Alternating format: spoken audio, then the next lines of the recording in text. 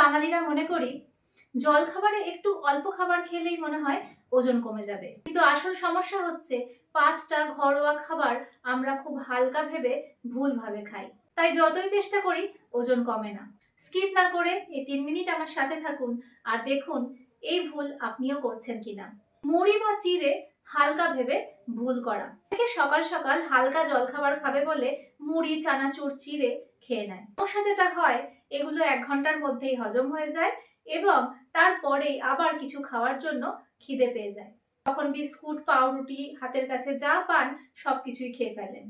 সঠিক নিয়ম হলো মুড়ি খাবেন ঠিক আছে, মুড়ির সাথে ডিম বা একটা প্রোটিন যোগ করুন, চানা, ডাল ইত্যাদি। যদি চিড়ে খেতে হয় তাহলে দই, চিড়ে, কলা মিশিয়ে খান।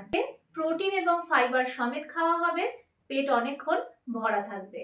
দ্বিতীয় ভুল হলো রুটি রাত্রেবেলা খাচ্ছেন হালকা, ঠিক আছে, কিন্তু পরিমাণে 3-4টে। রুটি ভাতের তুলনায় ভালো, কিন্তু রাতে যখন মেটাবলিজম স্লো থাকে তখন 3-4টে রুটি এক্সেসিভ লোড হয়ে যায়। রাতে ম্যাক্সিমাম 2টো রুটি, সঙ্গে থাকবে সবজি, ডাল বা মাছ। রাতে কোনো স্পাইসি কারি নয়।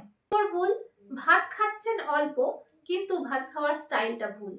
ভাতটা বাঙালিদের একমাত্র সমস্যা নয়, আমরা ভাতের সাথে আরো অনেক কার্বস খাই।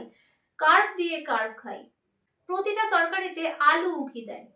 সঠিক নিয়ম হলো প্লেটের অর্ধেক ভাগ থাকবে সবজি, 1/4 ভাগ ভাত এবং 1/4 ভাগ প্রোটিন। খেলে ভাত খেয়েও ওজন কমাতে পারবেন, আপনার প্লেটটা ব্যালেন্সড হবে।